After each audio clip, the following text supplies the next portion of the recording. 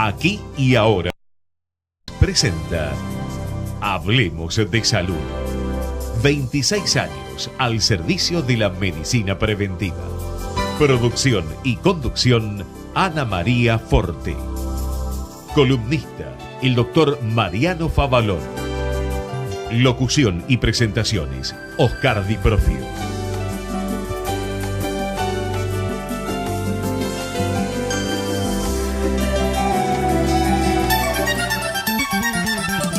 La fuerza del campo está en el trabajo de su gente y la fuerza del trabajador está en la UATRE, Unión Argentina de Trabajadores Rurales y Estibadores. Ya está en marcha el plan de vacunación gratuito de la provincia. Conoce quienes necesitan vacunarse contra la gripe en gba.gov.ar/vacunación. Buenos Aires, provincia. Entre todos, podemos más. Aviso realizado con fondos de lotería de la provincia.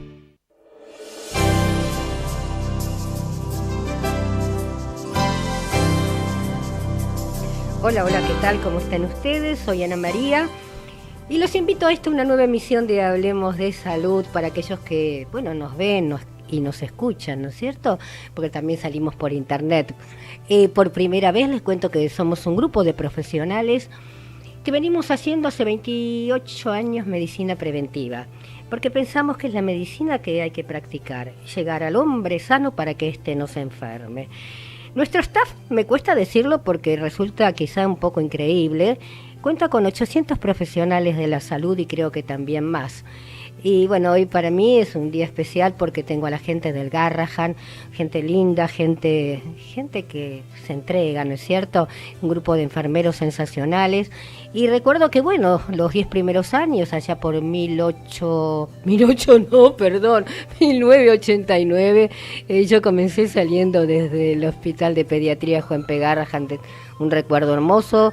Mis saludos a la doctora Raibó, que es presidenta del Consejo de Administración del Hospital de Pediatría Juan P. Garrahan.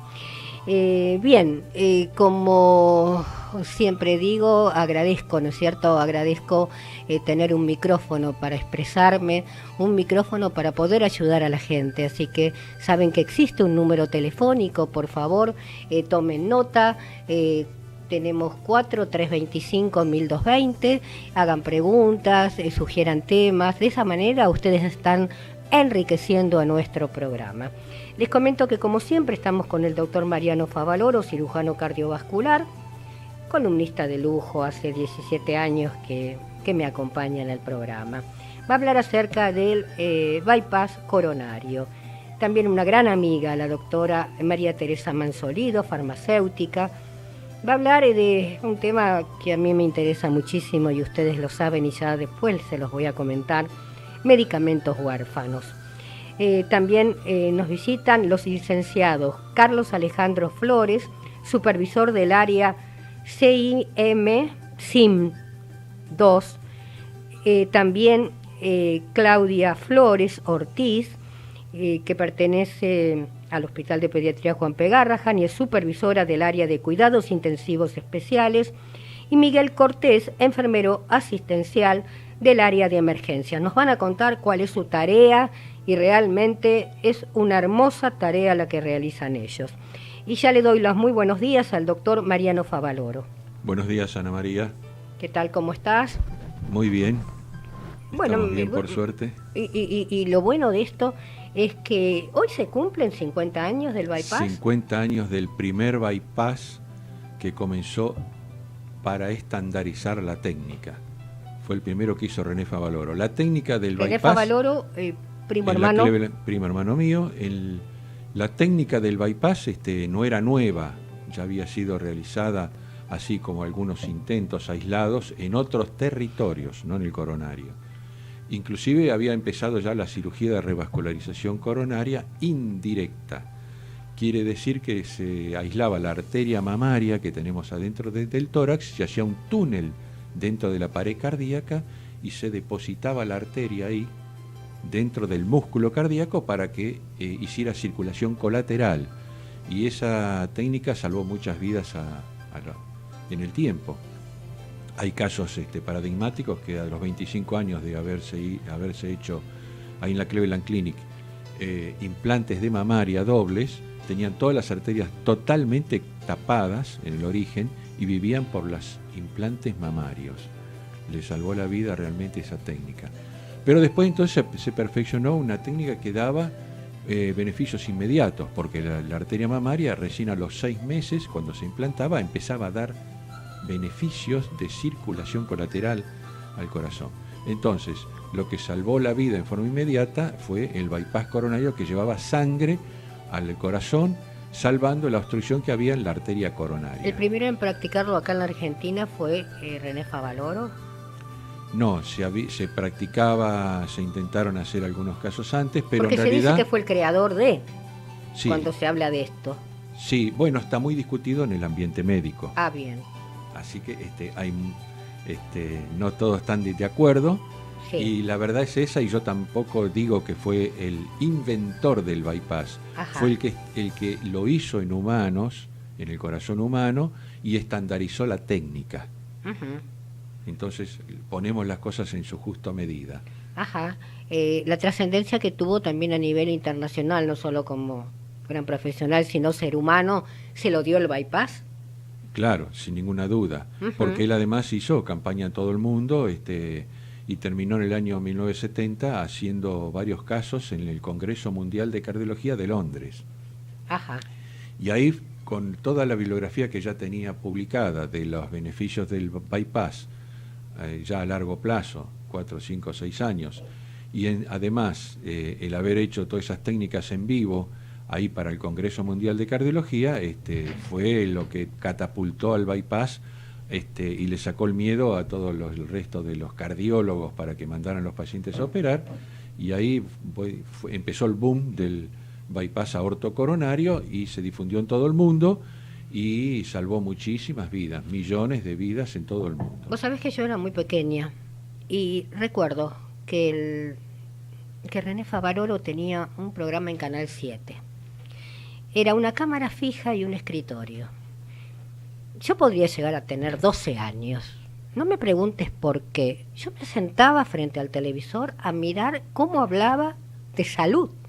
¿Está?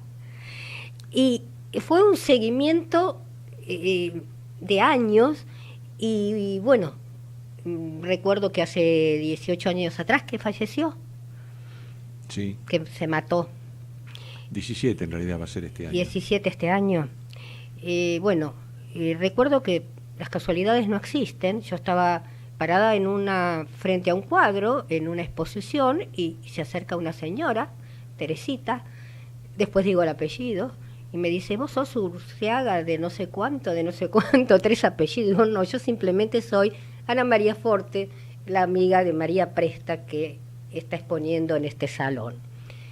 Nos pusimos a charlar y Teresita era Teresita Favaloro, y bueno, ahí dijo, bueno, va a venir Mariano Favaloro, mi esposo, ¿qué te parece? Nos reunimos, y en ese momento, no sé si recordás que nosotros quedamos para hacer un programa en 15 días con René, con vos, con parte del equipo, y me llama Teresita al sábado siguiente y me dijo, se murió René.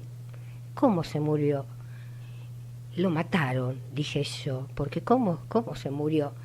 Y dice, se pegó un tiro en el corazón. Entonces, hay cosas que uno las tiene encima y no se las olvida nunca. Como no me puedo olvidar nunca lo que decía él, en mi país, en el mundo me llenan de honores y en mi país no me dan bola. Entonces yo cuando hablamos, y vos lo sabés muy bien, cuando hablamos de René, a mí me corre un escalofrío por mi cuerpo, porque yo digo que es un asesinato social, que se podía haber evitado, porque tuvimos una pérdida realmente enorme. A partir de ahí, la fundación, y esto corre por mi cuenta, la Fundación Favaloro, cambió a punto tal que vos te fuiste del lugar, porque hicieron todo lo que René no quería hacer. Entre ellos despedir al personal, mientras estaba atendiendo a sus pacientes, una persona de vigilancia se acercaba y lo invitaba a salir a la calle. Son cosas que a mí me llegaron a mis oídos y nunca me las olvidé. Vaya mi homenaje para René en el día del bypass. Sí, bueno, si queremos hacer una síntesis de lo que vos dijiste, el gran problema de la Argentina para mí es que me dicen, en todo el mundo hay corrupción, pero creo que el nivel de corrupción que tenemos acá en la Argentina, para mí es absolutamente inaceptable. Entonces, este nivel de corrupción, y que además es el otro factor fundamental que siempre queda impune, es lo que hace que la Argentina sea muy difícil hacer muchas cosas. Esa es la gran desgracia de la Argentina. Todos dicen un país muy grande si no tuviera corrupción, ¿cómo sería? Exactamente, rico, siempre se cae y se levanta. Tiene un don especial, creo, ¿no? Pero bueno, se dice que porque está así, digamos, el último país, ¿no es cierto? Sí, o bendecida por Dios que tiene todo y que tiene todos los climas. Exacto, porque tenemos sierras, tenemos montañas, tenemos agua que es tan importante en el mundo, y vienen a buscar el agua, la ponen en tanques, en no sé qué, y se la llevan por el resto del mundo. Entonces, es un privilegio tan grande que nos dio la naturaleza que el hombre no la sabe aprovechar. Es cierto, y la última pregunta, que comenzaron a hacer el bypass en perros. Más que en perros no, porque ya se había hecho muchas técnicas en periféricos, así que la técnica ya estaba afinada. Ya estaba. Lo que, digamos, ayudó mucho a desarrollar el bypass fue las mejoras en la circulación extracorpórea. Poder parar el corazón, detenerlo y poder hacer los puntos con lupas, con ayuda óptica, para ver bien, porque hay coronarias que tienen 1 milímetro de diámetro, de calibre. Nada. Y bueno, entonces para coser eso con una aguja muy finita, muy chiquita, se necesita que no esté en movimiento. Y bueno, eso es lo que le dio también mucho impulso al desarrollo de la técnica. Bien. Bárbaro, Mariano. Vamos a hacer un pequeño paréntesis y luego continuamos. Adelante, por favor. Señor empresario o profesional de la salud, la difusión de su producto o servicio a través de nuestro programa es el medio más eficaz para acceder al público.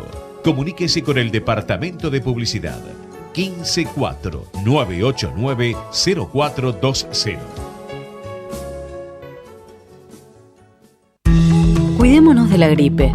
En los hospitales y centros de salud de la ciudad pueden vacunarse gratis chicos de 6 a 24 meses, embarazadas, mayores de 65 años y personas de 2 a 64 años con factores de riesgo. Para saber más, entra a buenosaires.gov.ar/salud. Mejor salud pública, más cerca tuyo. Buenos Aires Ciudad. Vamos, Buenos Aires. Casa Mario. Amplia variedad en artículos de librería, escolar y papelería comercial. Libros de textos, insumos de computación y equipos de oficina. Avenida Juan Bautista Alberdi, 6694 Capital. Teléfono 4-687-3320.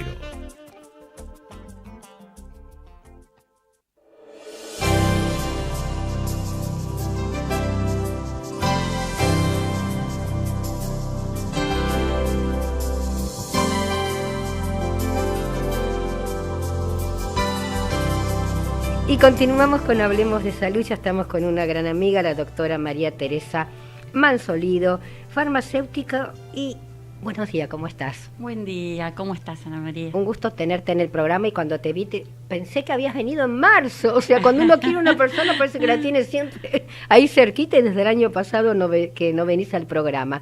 Marité, contame, medicamentos huérfanos, ¿qué significa? Bueno, medicamentos huérfanos son aquellos que son para tratar enfermedades huérfanas. Y acá viene la cuestión, ¿cuáles son las enfermedades huérfanas?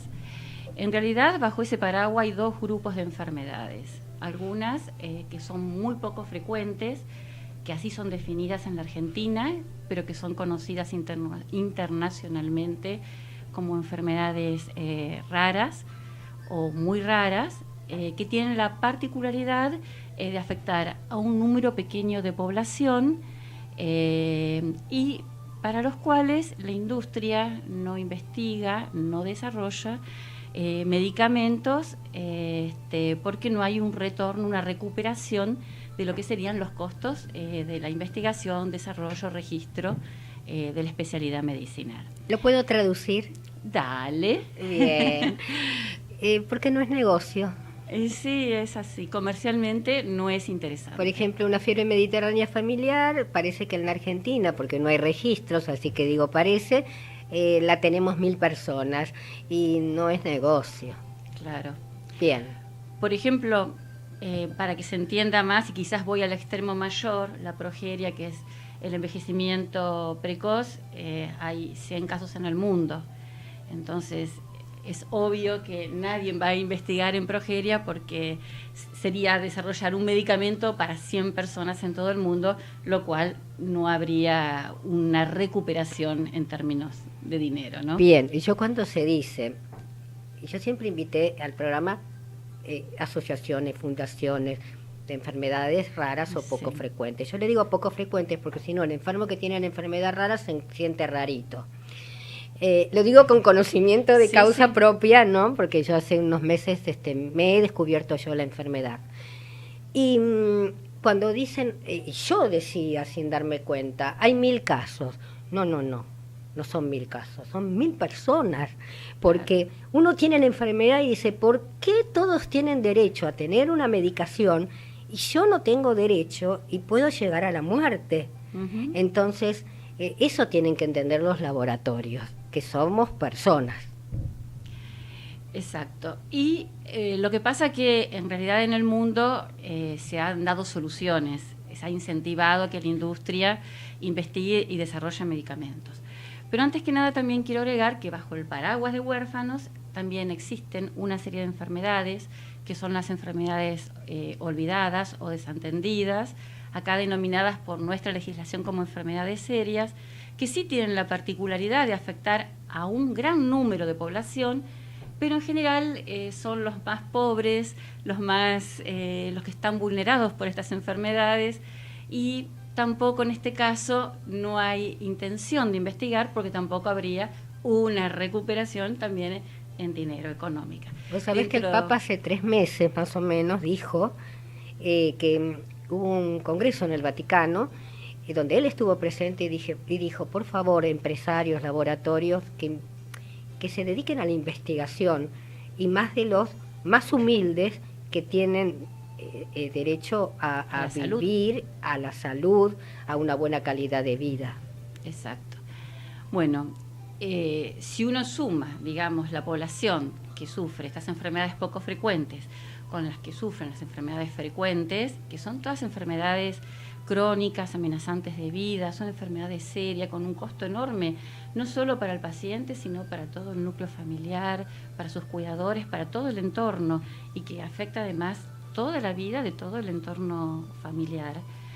O sea que son enfermedades con un impacto social, económico y sanitario muy importante, que realmente no es nada despreciable.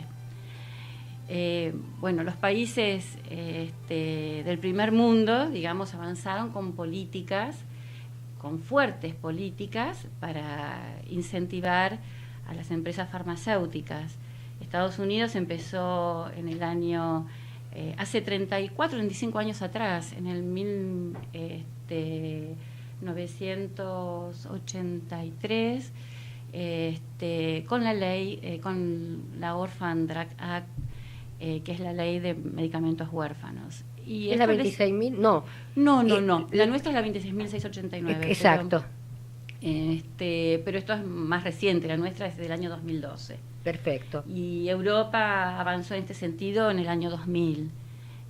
Pero bueno, tanto Estados Unidos, Japón, Australia, y todos los países de la Comunidad Europea han avanzado con mucha firmeza en una política de enfermedades huérfanas e incentivando, estableciendo instrumentos para incentivar justamente la investigación y el desarrollo de estos medicamentos. Y Mansolido, por ejemplo, en nuestro país es 26.869, ¿no es cierto? 26.889. Bien. ¿Y por qué no está? O sea, ¿qué le falta para la aprobación? Hay una ley. ¿Cómo es esto legal? Claro, existe la ley, pero no está reglamentada o está reglamentada en muy pocos capítulos. Y la verdad que el problema de las enfermedades huérfanas es un problema global que requiere de acciones globales, porque es la forma en que económicamente se pueda dar una solución sanitaria. O sea que se tiene que hacer cargo el Estado. El Estado es importantísimo. Ahora, decime, Marité, ayúdame y en forma personal te lo digo, sí. ¿no? ¿Qué se puede hacer? ¿Cómo se la puede...? No sé, ¿a quién hay que ir para que esta ley, si es abogado, si es ministerio, si es gobierno, el gobierno nuestro, porque yo lo pienso hacer, armé un grupo y voy a armar una asociación y así como le dije a mis hijos no me voy a morir sin saber lo que tengo por ustedes, sí. Digo, tengo 15 años para averiguar, para que esto se apruebe, pero no sé por dónde empezar, porque golpeé muchas puertas ya. Claro. Bueno, hay un fenómeno que se llama empoderamiento de la sociedad civil, empowerment. Y eso fue lo que movilizó a muchos gobiernos fuera en el mundo justamente a desarrollar políticas. ¿Por qué? Porque justamente los pacientes, los familiares de estos pacientes que estaban desprotegidos porque no había tratamiento, ya sea para el diagnóstico, prevención o tratamiento para estas enfermedades, se fueron agrupando, generando asociaciones. Las asociaciones fueron tomando visibilidad pública, el problema fue adquiriendo visibilidad pública y bueno, a tal punto que hoy en día, tanto en Estados Unidos como en Europa, las asociaciones de pacientes se integran en los grupos de evaluación de estos medicamentos, tienen 1 o 2 lugares en todos los consejos directivos y bueno, esto es lo que también de alguna manera ha ayudado o ha impulsado a que se dicten las normas para favorecer justamente la investigación y desarrollo. O sea, estos países que hicieron, incentivaron económicamente, dando ayudas para la investigación, para los estudios clínicos, disminuyendo las tasas, los impuestos, estableciendo los fee waivers, o sea, eliminando o reduciendo los costos de cuando uno registra una especialidad medicinal. Y generaron incentivos también regulatorios, acortando los tiempos de evaluación, mecanismos de fast track, de una evaluación rápida. Habitualmente para evaluar un medicamento uno está 1 año, 2 años, demora las autoridades sanitarias y ellos en un periodo de 3 meses evalúan un nuevo registro y puede estar disponible más tempranamente. Y además han acompañado a las industrias con lo que serían los estudios clínicos. Vos imagínate, para el caso de las enfermedades raras, cuando es muy poco y que se genera el dilema ético, la vulnerabilidad de la población, el conseguir el N, un número de población para hacer el estudio. Son enfermedades raras, es difícil poder hacer un estudio randomizado, doble ciego, es imposible. Entonces se diseñan estudios que se diseñan conjuntamente, dialogando con la autoridad sanitaria, y así, por ejemplo, en el 2012, por ejemplo, la FDA aprobó un medicamento que era para eliminar, que es la glucoarpidasa, que es para aliviar, digamos, lo que es, o disminuir lo que es la intoxicación por metotrexato, y que hacía que no se podía continuar con el tratamiento, y lo hizo con un estudio clínico sobre 22 personas, o sea, prácticamente es impensado. Bueno, y hoy en día se sigue comercializando y muy exitosamente, o sea que muchas veces hay que recurrir a otros instrumentos como estudios observacionales, que quizás en la categoría de estudios clínicos están en un nivel muy bajo, pero para este tipo de patologías que no tienen nada, en la ecuación beneficio y riesgo se justifica, y además todo paciente que tiene una enfermedad rara, que sabe que no tienen alternativa, se suma y es una esperanza de vida. Es una esperanza de vida. Y en esto juegan un papel fundamental las asociaciones de pacientes, porque ayudan, asesoran, para que también estén defendidos sus propios derechos, ¿no? Acompañan en todo este proceso. Bien, y yo creo que voy a comenzar un largo camino, ¿no?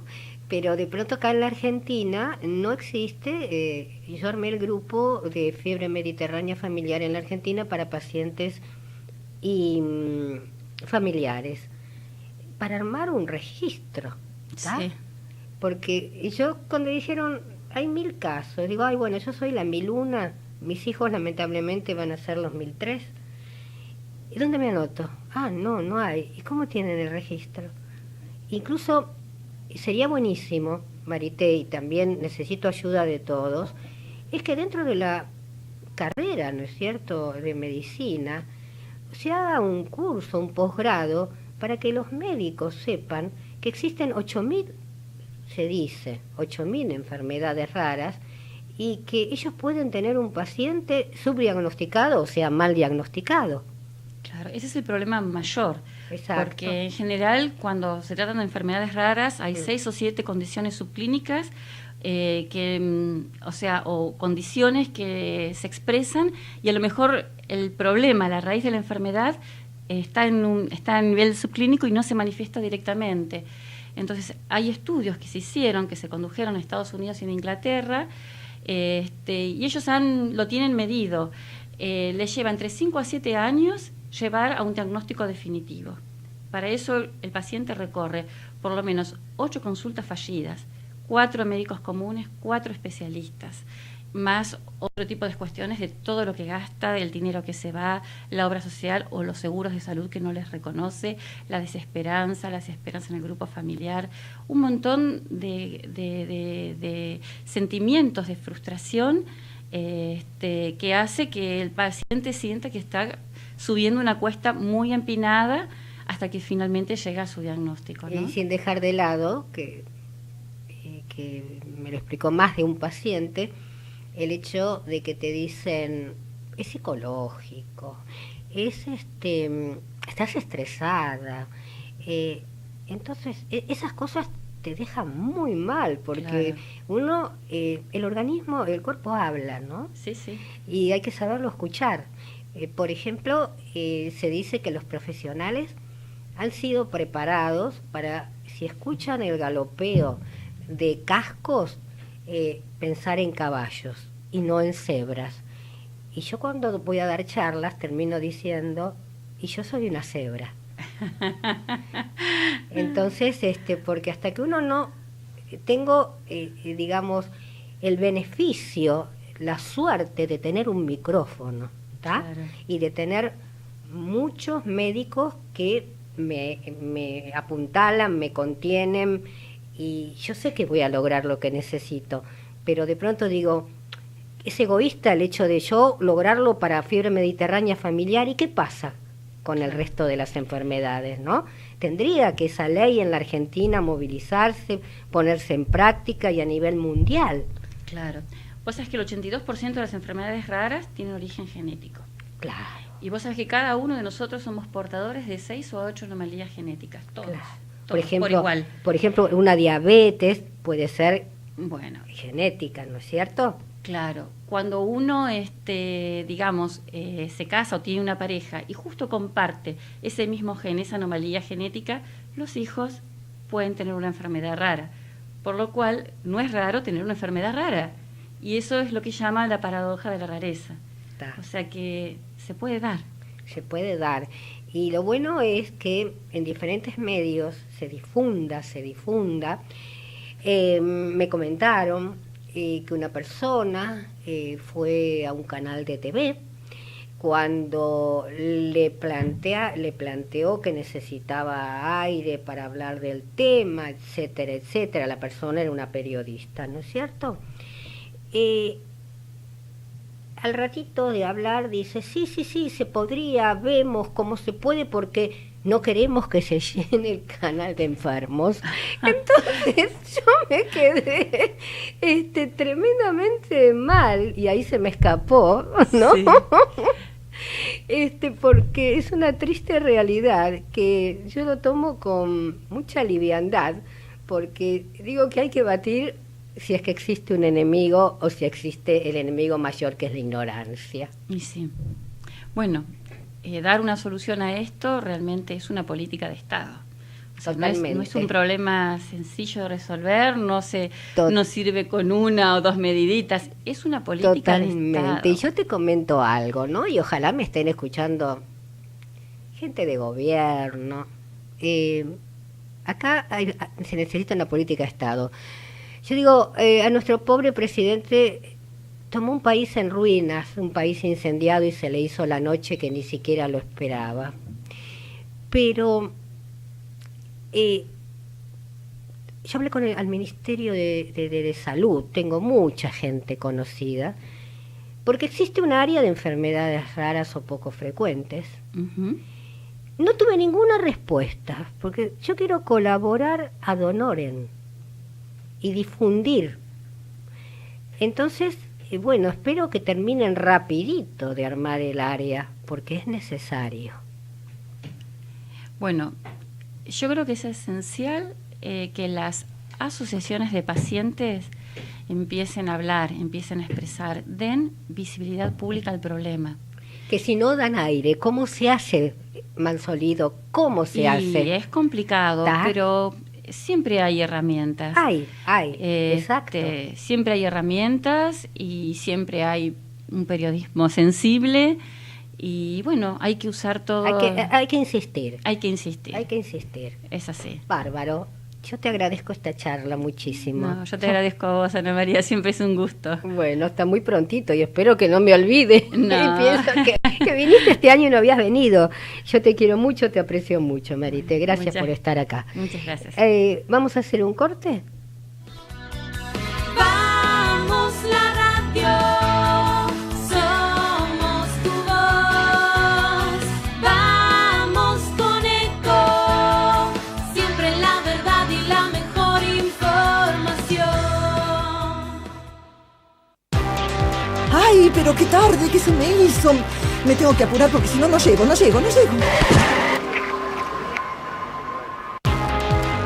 No, ¿pero seguro? ¿Qué problema? Bueno, vamos a encontrar una solución. Bancame ahí que en 2 minutos estoy con vos.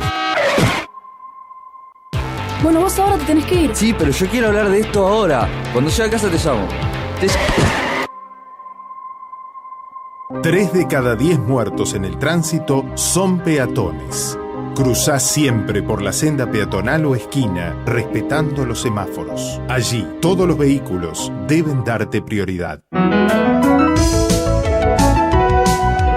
Luchemos por la vida. Descarga gratis de tu celular la aplicación Ecomedios. Podés escucharnos en vivo, informarte con las últimas noticias y entrevistas en audio y video. Búscala y bajate la aplicación Ecomedios.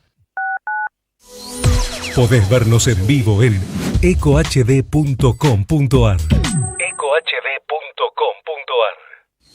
Conectate con nosotros. Línea directa 4-325-1220. Si usted tiene alguna inquietud sobre su salud o la de su familia, Hablemos de Salud les responde vía mail. Tomen nota, hablemosdesalud@hotmail.com o a través de nuestra página www.hablemosdesalud.com.ar. La fuerza del campo está en el trabajo de su gente y la fuerza del trabajador está en la UATRE, Unión Argentina de Trabajadores Rurales y Estibadores. Ya está en marcha el plan de vacunación gratuito de la provincia. Conoce quienes necesitan vacunarse contra la gripe en gba.gov.ar/vacunación. Buenos Aires, provincia. Entre todos, podemos más. Aviso realizado con fondos de Lotería de la provincia.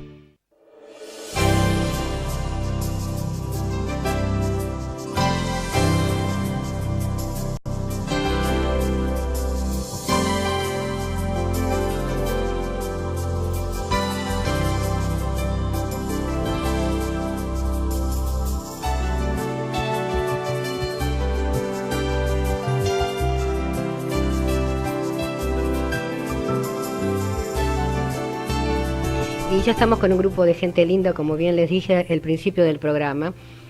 Estamos con el licenciado Carlos Alejandro Flores, Miguel Cortés y la licenciada Claudia Flores. Licenciados en esto tan hermoso que es la enfermería. Y le doy los muy buenos días al licenciado Alejandro Flores. Muy buenos días, Ana María, y gracias por tu invitación. Al contrario, para mí es un gusto, un placer. Y yo te digo, en más de una oportunidad ha hablado gente acá al programa pidiendo dónde se puede estudiar la carrera. Y yo fui ignorante durante 10 años porque yo no sabía que dentro del hospital se podía realizar la carrera de licenciatura en enfermería.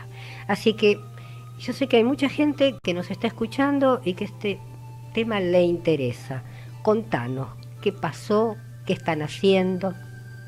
Bueno, como vos sabrás, hace tiempo estás en esto, en salud, la enfermería siempre vino buscando ese reconocimiento profesional y que tiene que ver con un reconocimiento social, que me parece a mí es lo más importante de todo.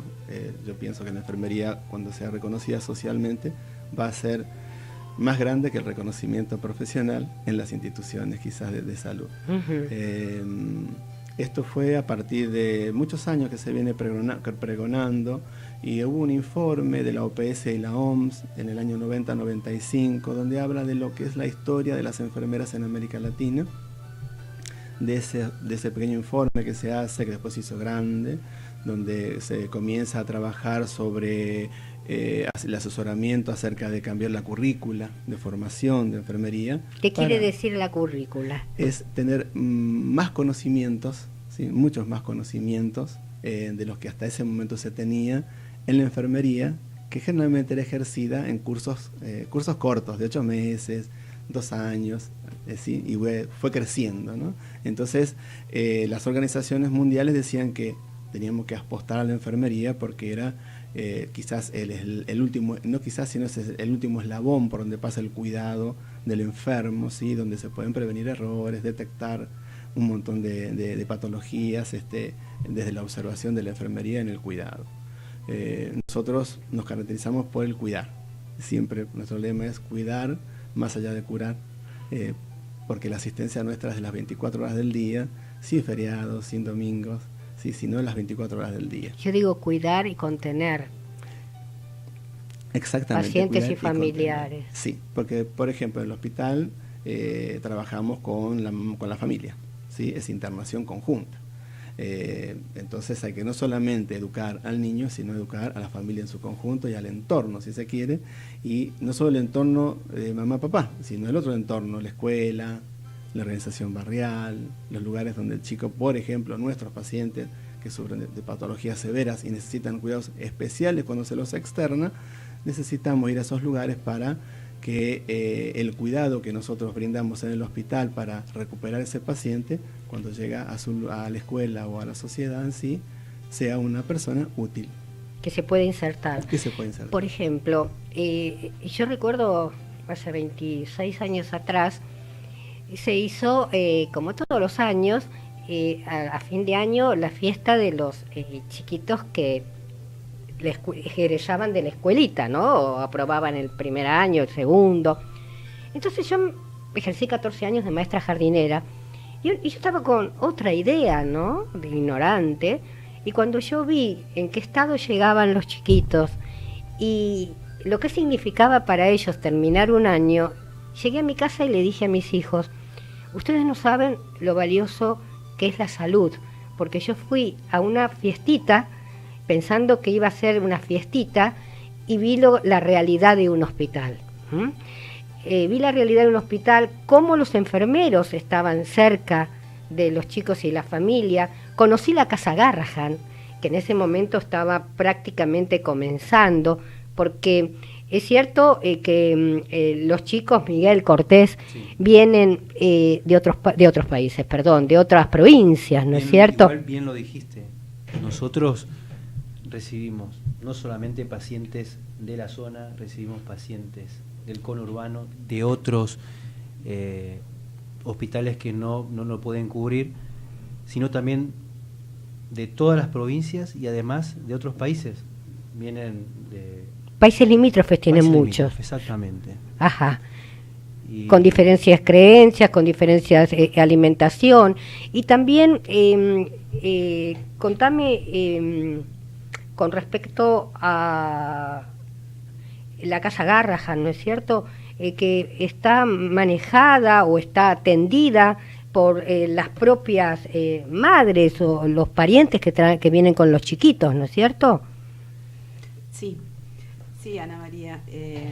Buen día y muchas gracias por la invitación, porque la verdad que es muy importante que se pueda hablar sobre de qué se trata la profesión de enfermería, ¿no? Y con respecto a tu pregunta, la Casa Garrahan lo que permite es que un grupo de pacientes que tienen enfermedades crónicas o que requieren tratamientos prolongados y no tienen un lugar donde estar acá, en Buenos Aires o en la capital, tengan un espacio que puedan estar con algún familiar, puede ser la mamá o puede ser el papá, en un ámbito que sea mucho más ameno, donde esté cercano al hospital para poder realizarse procedimientos o para hacer laboratorio o para hacerse tratamientos, pero después poder estar en un medio que sea ameno, donde puedan jugar, donde puedan cocinar, donde puedan almorzar, compartir con su familia. Uh-huh. Eso es lo que aporta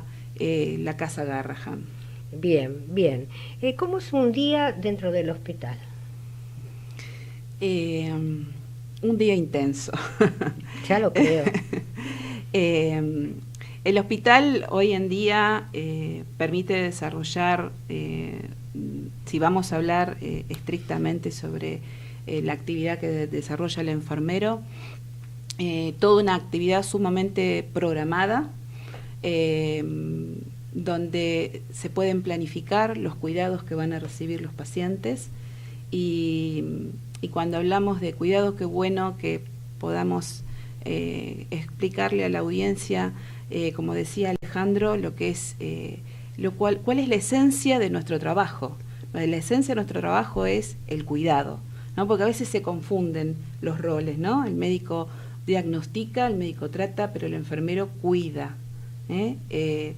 Y de paso aprovecho para contarles que estamos transitando la semana de la profesión de enfermería, porque el 12 de mayo se conmemora el Día Internacional de la Enfermera, y esto tiene que ver con que el 12 de mayo nació Florence Nightingale, y Florence Nightingale se la reconoce como la pionera de la enfermería moderna, porque es la que diferencia el cuidado que realiza la mamá en su casa, ¿sí?, al cuidado que realiza un enfermero en un ámbito hospitalario o aquel que lo realiza en la comunidad. ¿Qué es lo que diferencia el cuidado que realiza la mamá, por ejemplo, ante el llanto de su bebé, que es la forma más elocuente de la necesidad de cuidado? Es que el enfermero tiene un campo de conocimiento desarrollado desde el punto de vista profesional. Y Florence Nightingale justamente es la pionera porque ha desarrollado el conocimiento profesional basado en las mejores evidencias. Por eso se conmemora el 12 de mayo, el Día de la Enfermería Profesional. Uh-huh. Y Miguel, por ejemplo, en el área de emergencia, ¿cómo transcurre tu día? Bueno, yo tuve la oportunidad de pasar, no solamente, yo estoy en el turno mañana en este momento, y también estuve en el turno tarde. El día, como puede empezar, con pocos pacientes, no tenemos una capacidad de 33 pacientes para estar internados en la guardia, mientras pasa a otro sector de internación, digamos, en el primer piso. Como te decía, como puede empezar con pocos pacientes o la guardia explota en un segundo. ¿Y esto sucede, por ejemplo, en los fines de semana, los lunes? De lunes a lunes, las 24 horas. Las 24 horas son iguales. 24 horas hay momentos que están más tranquilos y otros que no. Sí. Pero nuestra guardia siempre trabaja al máximo y recibiendo pacientes, como te dije, de todos los lugares. Derivados son, ¿no? Nosotros somos un centro que recibe derivación de muchos hospitales donde no tienen la complejidad para atenderlos y no tienen la aparatología también para hacer estudios. Uh-huh. Y también recibimos pacientes que son propios de nuestra... son pacientes nuestros, digamos. y que no pueden ser atendidos en otros hospitales. Exactamente, exactamente. Miguel, contanos qué labor desarrollás dentro del hospital. Yo soy supervisor de enfermería.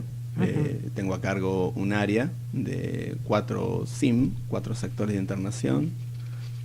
Tienen aproximadamente 140, 145 camas y gerenciamos entre 200 enfermeros aproximadamente, que están distribuidos por los distintos turnos. Lo que quería no alejarme un poco para darte respuesta a lo que me habías preguntado en cuanto a la carrera. No, perdón. Yo hice una seña para el doctor Mariano Favaloro. Por favor, si podés leer lo que te mandé. Sí. Nosotros en el 2006 se homologó la carrera hospitalaria, sí, la carrera de enfermería. Y desde ahí, bueno, es nuestro reconocimiento y el orgullo nuestro es esa carrera donde somos profesionales, salimos de la parte técnica y pasamos a ser la parte profesional del hospital. Y desde ahí fue un crecimiento exponencial enorme, ¿sí? Hoy, por ejemplo, lo que me preguntaba, sí, se acaba de firmar un convenio entre UPCN Garrahan y... ¿Qué quiere decir UPCN? La Unión Personal Civil de la Nación, el Hospital Garrahan y la Universidad de Buenos Aires para cursar la licenciatura en enfermería en el hospital. ¿Cuánto dura? Aproximadamente 2 años. ¿Y semanalmente o...? La cursada es semipresencial. Sí, o sea, semanalmente por ahora es 1 vez o 2 a la semana. Bien. Y después el resto es con trabajos prácticos. Que llevan a llevar la cantidad de horas para poder darte el título de licenciado en enfermería. Y yo escuché por ahí que vos tuviste mucho que ver en esto, ¿no es cierto? Sí, la verdad que sí, tuve mucho que ver en esto y la verdad que hoy, a 10 años, no imaginé que esto iba a tener un impacto tan grande. En el año 2005 la dirección nos convocan, toda la dirección ejecutiva y asociados, y inclusive el Consejo de Administración, a una búsqueda para el desarrollo de la enfermería. Nos convocaron a un grupo de personal de conducción, armamos 3 equipos, y ahí empezamos a caminar un camino donde, bueno, no teníamos demasiado, solamente leyes. Y ahí, bueno, trabajamos con la Ley Nacional de Educación, con las leyes de ejercicio de la profesión, con lo que es las reglamentaciones del trabajo, para poder llegar a dar algo fundamental, que era darle el marco legal a la carrera hospitalaria. A partir de ahí, también otra comisión trabajaba en forma paralela en cuanto a lo que eran las incumbencias de los enfermeros, porque queríamos una carrera, primero, que tenía que ser una carrera para todos. Dentro de la enfermería tenemos distintos niveles de formación: el auxiliar de enfermería, el enfermero profesional y el licenciado en enfermería. Entonces tenía que ser una carrera inclusiva, no podíamos dejar a nadie afuera. Entonces se empezó a trabajar en lo que eran perfiles, puestos de trabajo, competencias. Qué bueno. Acá vamos a hacer un pequeño paréntesis y me vas a contar qué, digamos, estudios debe tener una persona para poder ingresar a la carrera de enfermería. Bueno. Vamos a hacer un pequeño corte y luego continuamos. El objetivo de Hablemos de Salud es brindarles a través de una calificada información los conocimientos necesarios para la prevención de enfermedades mediante la promoción de la salud. Cuidémonos de la gripe. En los hospitales y centros de salud de la ciudad pueden vacunarse gratis chicos de 6 a 24 meses, embarazadas, mayores de 65 años y personas de 2 a 64 años con factores de riesgo. Para saber más, entra a buenosaires.gov.ar/salud. Mejor salud pública, más cerca tuyo. Buenos Aires Ciudad. Vamos, Buenos Aires.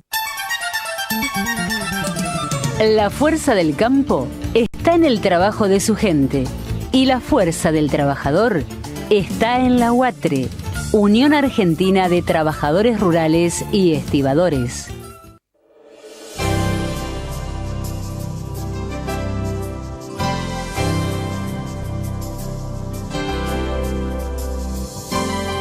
Estábamos comentando precisamente cómo se nos va el tiempo volando y cuando un tema es interesante. Tenemos escasos 4 minutitos Estábamos conversando, ¿no es cierto?, con Alejandro Flores, y te había preguntado cuánto... ¿Qué se necesita para poder... ¿Qué requisitos? ¿Qué Exactamente. requisitos para poder cursar la carrera?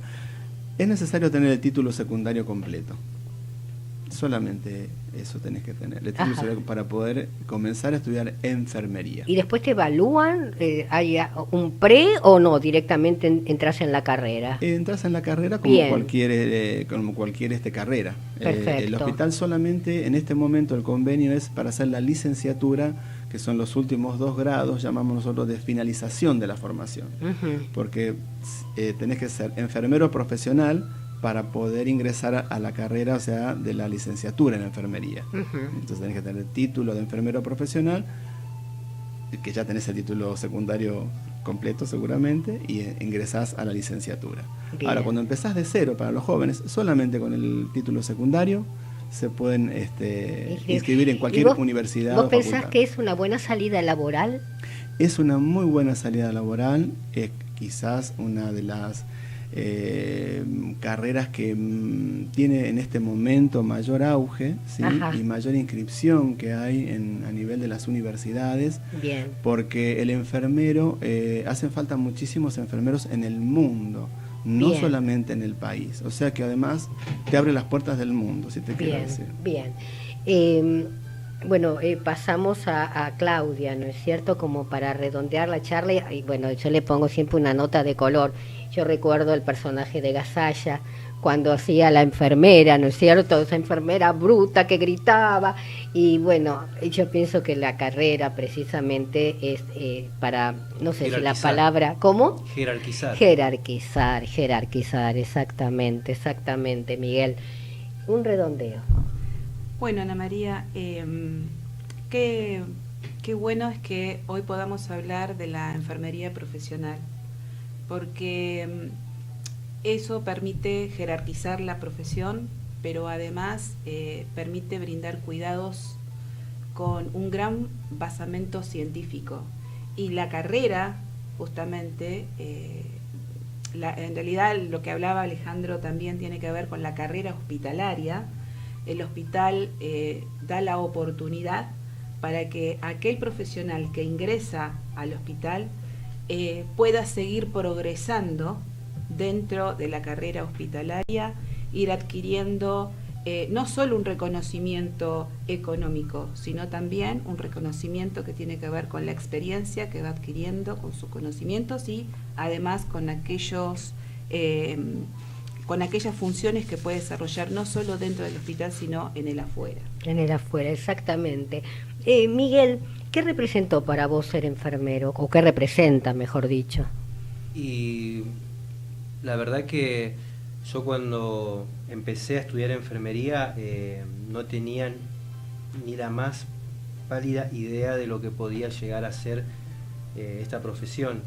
Y hoy, viviendo todo esto, lo de la carrera hospitalaria y de la oportunidad de capacitación que tenemos constante en el hospital y de crecimiento, hoy tengo una expectativa de crecimiento que no tiene límites y la verdad que me siento muy a gusto de ser enfermero. Bien, y ustedes realmente tienen el privilegio de estar dentro de un hospital de alta complejidad y con mayúscula, ¿no es cierto? Y yo realmente les agradezco muchísimo la presencia de ustedes. Desde ya los voy a invitar para un próximo programa y tantas veces necesiten aire, se acercan a prensa del Hospital Garrahan, que lo maneja Patricia y Yael, y le piden estar presente en mi programa con las puertas abiertas siempre. Así que muchísimas gracias. Muchas gracias, Ana María. Muchísimas gracias. ¿Sí? Ojalá, rápido. Mariano Favaloro, muchísimas gracias por aguantarme durante 17 años. Un coequiper realmente de lujo, como siempre digo. Y bueno, ¿qué puedo decir de mi gran amiga Marité Mansolido? Que para mí escucharla es aprender cada momento. Muchísimas gracias, Marité. Con respecto a la audiencia, recuerden, los espero la próxima semana en este mismo horario. Chau, chau.